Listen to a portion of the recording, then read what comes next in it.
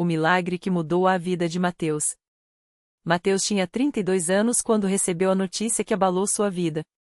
Após meses de dores fortes nas costas e uma fraqueza que não passava, os médicos finalmente deram o diagnóstico: uma doença degenerativa na coluna, que poderia deixá-lo paralisado em poucos anos. As palavras do neurologista ecoavam em sua mente: não há cura, só podemos tentar retardar o avanço com medicamentos e fisioterapia. Os custos eram altos, e Mateus, que trabalhava como motorista de aplicativo, já estava endividado com as consultas e exames. A cada dia, a dor piorava, e o desespero tomava conta dele. Ele não era um homem de fé. Criado em uma família sem religião, Mateus acreditava que a vida era apenas uma sequência de sorte e azar. Mas, numa tarde de domingo, enquanto esperava um passageiro em frente a um pequeno prédio simples, sem cruzes nem imagens chamativas, ouviu vozes cantando. Não havia instrumentos, apenas um coro de homens e mulheres entoando um hino com uma melodia serena e triste, como se estivessem pedindo algo a Deus. Curioso, Mateus aproximou-se e espiou pela porta entreaberta. Dentro, um grupo de pessoas vestidas com simplicidade, homens de camisa social e gravata, mulheres com saias longas e cabelos presos cantavam de olhos fechados, como se estivessem em outra dimensão. No centro, um homem mais velho, de ternos escuro e barba branca, dirigia a reunião com voz firme, mas calma. Irmãos, vamos orar pelos que estão sofrendo, pelos que ainda não conhecem o caminho do Senhor, disse o ancião. Algo naqueles rostos tranquilos e naqueles olhos cheios de uma paz que Mateus nunca vira antes o tocou. Ele não entrou naquele dia, mas algo dentro dele mudou. Na semana seguinte, a dor estava insuportável. Sem saber para onde ir, lembrou-se daquele lugar. Era uma congregação cristã no Brasil, como descobriu depois ao perguntar a um senhor na rua. Quando Mateus entrou pela primeira vez, sentiu um misto de vergonha e alívio. Todos olharam para ele com gentileza, sem julgamento. Uma irmã de rosto bondoso aproximou-se e perguntou se era sua primeira vez. Ele balbuciou um sim, e ela apenas sorriu, indicando um banco na última fileira. O culto já havia começado. Os irmãos cantavam ó. Que amigo temos em Jesus, e Mateus, mesmo sem conhecer a letra, sentiu as lágrimas escorrerem. Não era pela dor física, mas por uma dor maior, uma solidão que carregava há anos. O ancião, chamado Irmão João, falou sobre a fé que move montanhas. Suas palavras eram simples, sem gritos ou teatralidade, mas carregadas de uma convicção que fazia o coração de Mateus arder. Deus não desampara os seus. Mesmo quando tudo parece perdido, Ele está no controle. Mas é preciso crer. Não como quem pede um favor, mas como quem sabe que já recebeu.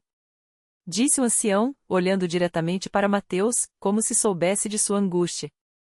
No final do culto, quando os irmãos se levantaram para dar testemunhos, Mateus ficou impressionado. Um homem contou como havia sido curado de um câncer após orações. Uma senhora idosa agradeceu por ter encontrado seu filho desaparecido depois de anos. Não havia exaltação, apenas gratidão sincera. Então, o ancião perguntou: tem alguém aqui que precisa de oração? Mateus hesitou, mas algo o impulsionou. Levantou-se, trêmulo, e contou sua história. Não precisou de muitos detalhes, os irmãos já entendiam. Imediatamente, vários se aproximaram e colocaram as mãos em seus ombros. O ancião ungiu sua testa com óleo e orou. Pai Celestial, Tu que és o médico dos médicos, toca neste teu filho. Não olhamos para as circunstâncias, mas para Ti, que tudo pode. Em nome de Jesus, restaura sua saúde, sua fé e sua paz. Amém. As lágrimas de Mateus molhavam o chão. Ele não sabia se acreditava naquele momento, mas desejava acreditar. Nas semanas seguintes, Mateus passou a frequentar a igreja com assiduidade. Não faltava nenhum culto, nem mesmo as reuniões de oração durante a semana. Os irmãos o acolheram como família. Uma irmã chamada Marta, viúva e de poucas posses, começou a levar-lhe refeições, dizendo: o Senhor proveu para Elias através de uma viúva, e ele ainda faz o mesmo. Mateus chorava ao ver tanta bondade sem interesse. Um domingo, durante a Santa Ceia, enquanto os irmãos partilhavam o pão e o vinho em memória do sacrifício de Cristo, Mateus sentiu algo diferente. Uma paz que não vinha de si mesmo, mas de algo maior. Quando o ancião falou sobre o batismo nas águas, Mateus soube que era a hora. Naquele mesmo dia, depois do culto, ele foi batizado. Ao sair das águas, sentiu como se um peso imenso tivesse sido tirado de suas costas literalmente. Naquela noite, dormiu sem dor pela primeira vez em meses. 3 meses depois, Mateus voltou ao neurologista para um check-up. O médico, incrédulo, analisou os exames repetidas vezes. Isso não faz sentido. A degeneração parou. Não há mais sinal de progressão da doença. É como se seu corpo tivesse se regenerado. Disse, confuso. Mateus sorriu. Não precisava explicar. Ele sabia. Naquela noite, na igreja, Mateus deu seu testemunho. Contou como havia chegado ali quebrado, sem fé, sem esperança. Como os irmãos o acolheram, como oraram por ele, como Deus ouviu. Quando terminou, o ancião João abençoou e lembrou a todos: meus irmãos, Deus não faz acepção de pessoas. O que ele fez por Mateus, pode fazer por qualquer um de nós. Mas é preciso crer de todo o coração. Não é a igreja que cura, não são os homens que operam milagres, é Deus, pela fé em seu Filho Jesus. Hoje, Mateus serve na congregação cristã no Brasil como diácono. Ajuda a visitar os doentes, a levar a palavra aos que ainda não conhecem a verdade. Sua vida não é fácil, ainda trabalha duro para pagar suas dívidas antigas, mas seu coração está em paz. Aprendeu que a fé não é a ausência de problemas, mas a certeza de que, mesmo no vale mais escuro, Deus está presente. E toda vez que canta os hinos sem instrumentos, toda vez que vê os irmãos de joelhos em oração, toda vez que participa da Santa Ceia, lembra-se daqueles dias de dor e desespero. Não para se envergonhar, mas para agradecer. Porque, como costuma dizer, Deus não mudou minha vida porque eu era digno. Ele mudou porque Ele é bom. E isso faz toda a diferença. Mateus nunca imaginou que sua história de dor se transformaria em um farol para tantos. Um dia, enquanto visitava um hospital com outros irmãos da igreja, conheceu um homem chamado João, deitado em uma cama com o rosto marcado pela preocupação. O diagnóstico era grave, um tumor agressivo que os médicos já davam como sem esperança. João, que nunca tinha pisado em uma igreja, olhava para o teto como se procurasse respostas onde não havia nenhuma. Irmão, posso orar por você? Mateus perguntou, com a mesma voz calma que um dia ouviu do pastor quando ele próprio estava quebrado. João hesitou, mas assentiu. Então, ali mesmo, entre o cheiro de remédios e o murmúrio das máquinas, Mateus colocou a mão no ombro do homem e começou a orar. Não com palavras bonitas ou cheias de teologia, mas com a mesma sinceridade que aprendeu nos pés do altar: Senhor, o Senhor João precisa de ti. Não porque ele é perfeito, não porque merece, mas porque o Senhor é misericordioso. Toque nele como tocou em mim. Os dias passaram. João continuou o tratamento, mas algo havia mudado. Ele começou a frequentar os cultos, mesmo fraco, mesmo com dor. Até que, em um domingo de manhã, enquanto o coro cantava Deus é fiel, ele não muda, João se levantou no meio da congregação.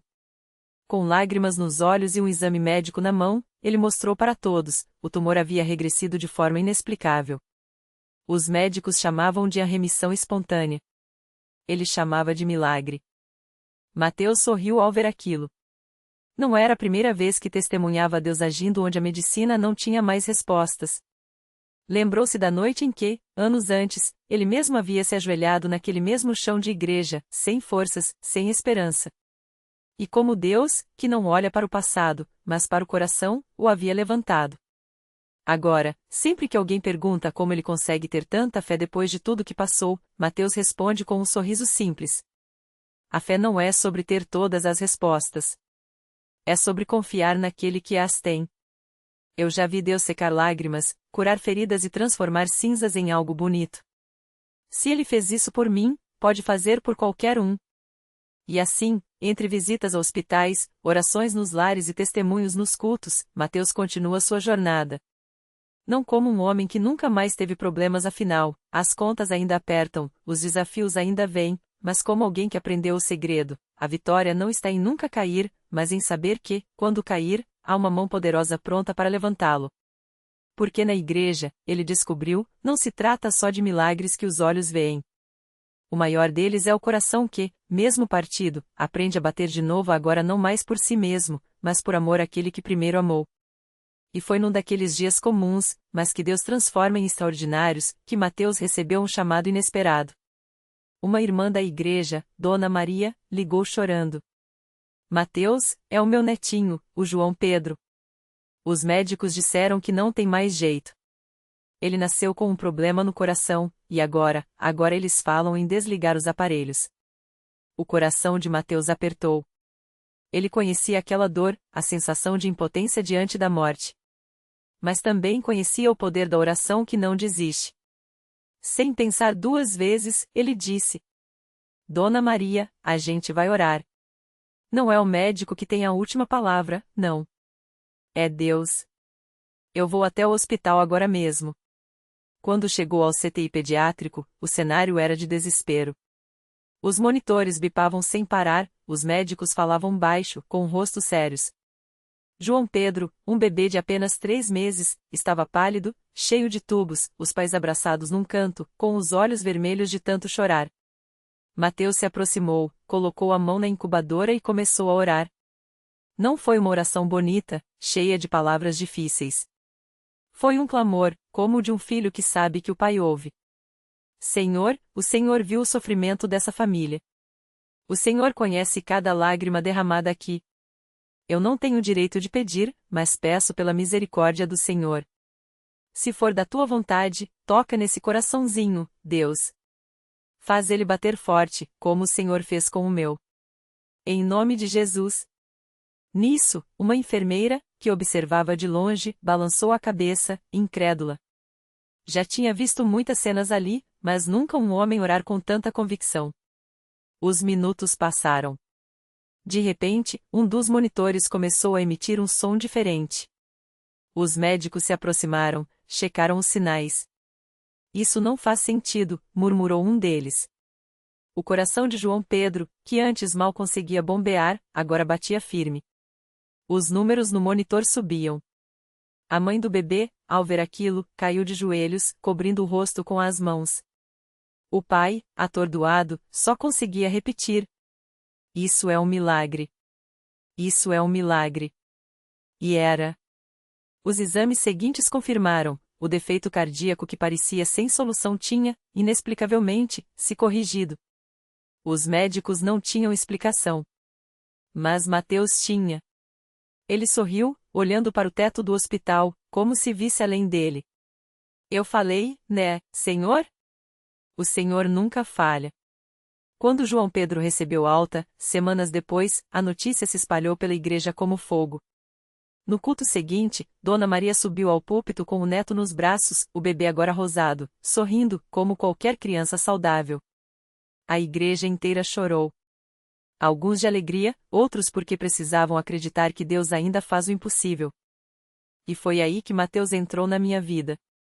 Eu estava no fundo do templo, encostado na parede, com o coração mais pesado que pedra. Minha filha, a Laura, de 10 anos, tinha sido diagnosticada com uma doença rara. Os médicos davam poucos meses de vida. Eu já não chorava mais. Só sentia um vazio, como se Deus tivesse esquecido do meu endereço. Até que, no final do culto, Mateus se aproximou. Não com palavras de consolo vazias, mas com um olhar que parecia enxergar minha dor. Eu sei como é, ele disse, baixinho. Mas Deus não desistiu de você. E eu também não vou.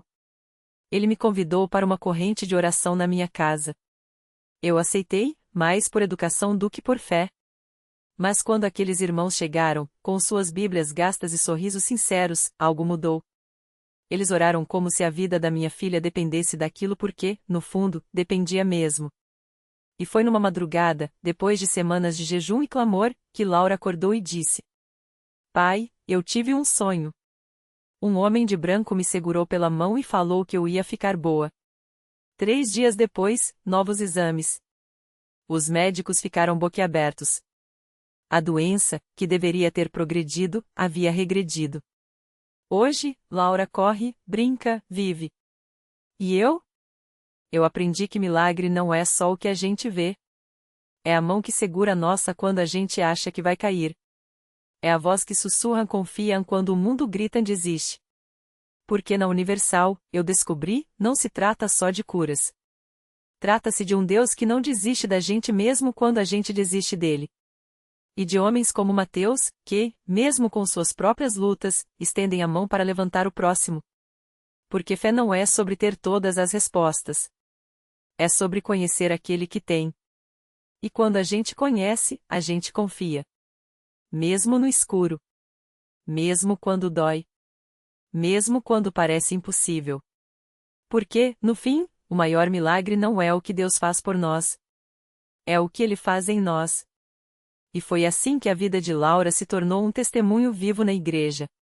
Toda vez que ela subia ao púlpito, com seus cachos soltos e aquele sorriso que iluminava o templo, as pessoas choravam. Não era só pela cura do câncer, era pela mudança que Deus havia feito em cada um que ouvia aquela história. Muitas mães, com filhos doentes, se aproximavam depois dos cultos, pedindo oração.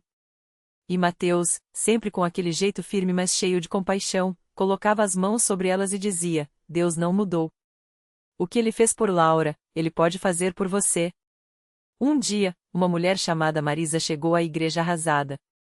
Seu filho, Lucas, de apenas 7 anos, estava em estado grave depois de um acidente de carro. Os médicos tinham dito que, se sobrevivesse, ficaria paralisado. Ela entrou no templo com os olhos inchados de tanto chorar, segurando uma foto do menino no colo. Foi direto para Mateus, que estava no altar, e desabou: Pastor, eu não aguento mais. Eles falam que não tem jeito. Mateus não deu respostas prontas. Só a abraçou e disse: Vem, vamos orar.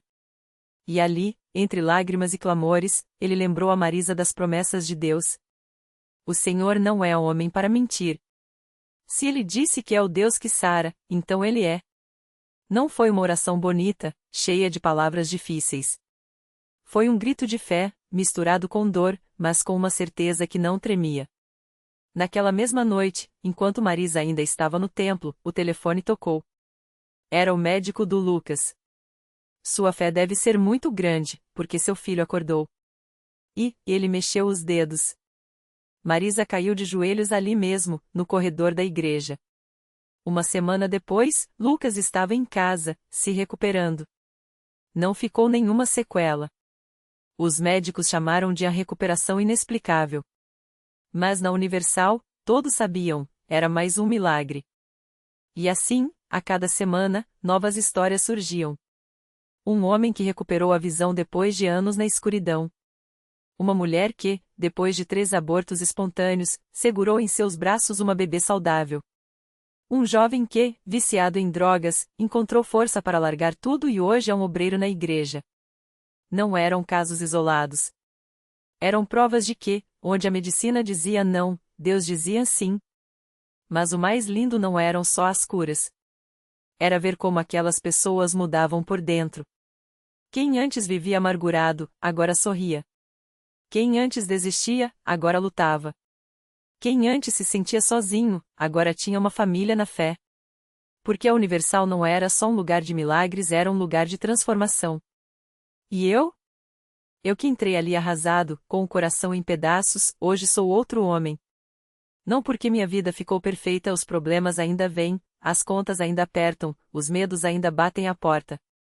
Mas agora eu sei onde correr. Sei que, quando a tempestade vem, tem um lugar onde a voz de Deus é mais alta que o vento. Tenho irmãos que me sustentam quando minhas pernas fraquejam. Tenho a certeza de que, não importa o que aconteça, Deus não vai me deixar. Porque milagre, eu aprendi, não é só o que a gente pede. Às vezes, é o que a gente nem sabia que precisava. É a paz que vem quando a gente acha que vai afundar. É a força que nasce quando a gente acha que não tem mais nenhuma. É a esperança que renasce quando a gente já tinha enterrado todos os sonhos.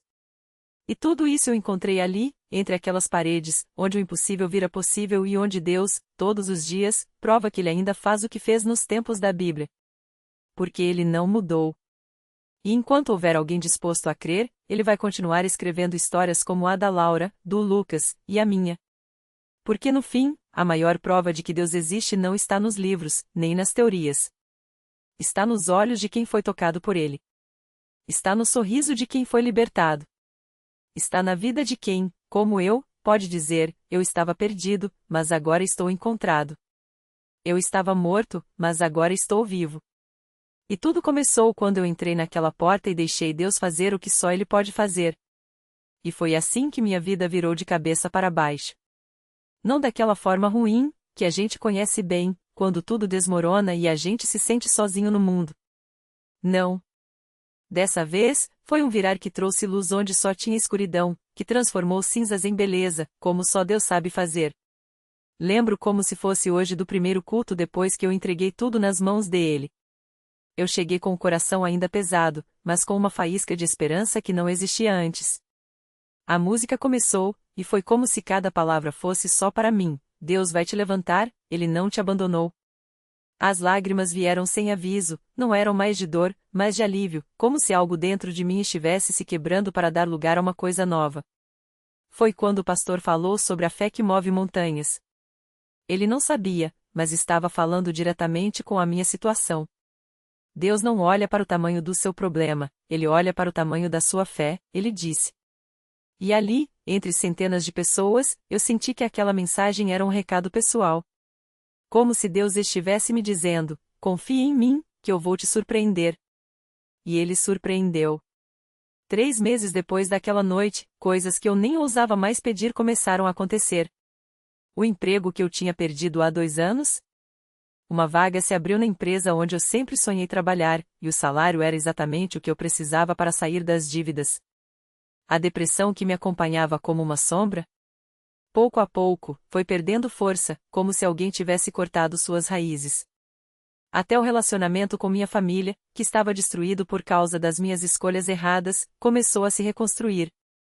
Minha mãe, que não me olhava nos olhos havia anos, me abraçou chorando e disse: meu filho voltou.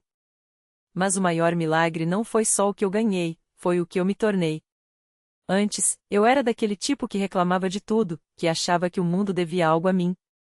Hoje, eu sou grato até pelas pequenas coisas, pelo café da manhã, pelo sol que nasce, pela oportunidade de respirar e servir. Porque eu aprendi que a vida não é sobre ter tudo resolvido, é sobre confiar em quem segura todas as coisas. E o mais lindo é que eu não sou o único.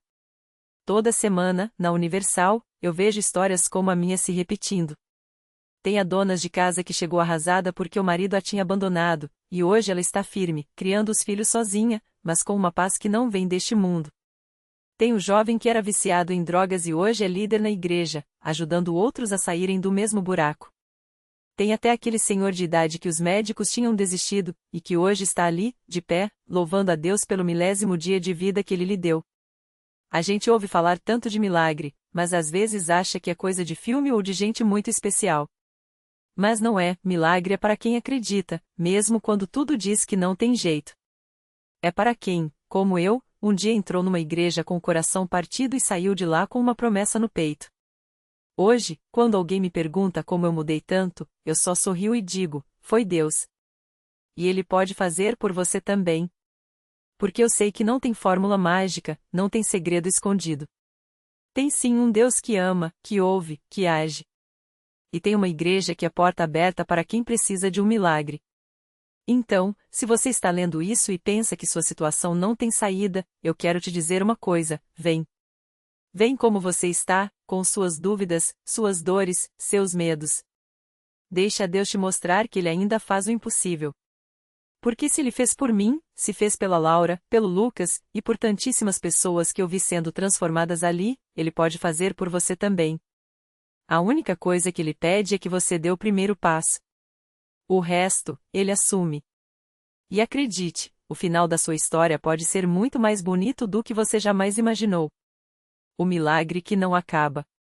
Era uma tarde de sábado quando Laura, que há meses lutava contra uma doença considerada sem cura, entrou na igreja arrastando mais dúvidas que fé. Seu rosto pálido contrastava com os sorrisos ao redor, mas ela veio. E isso bastou.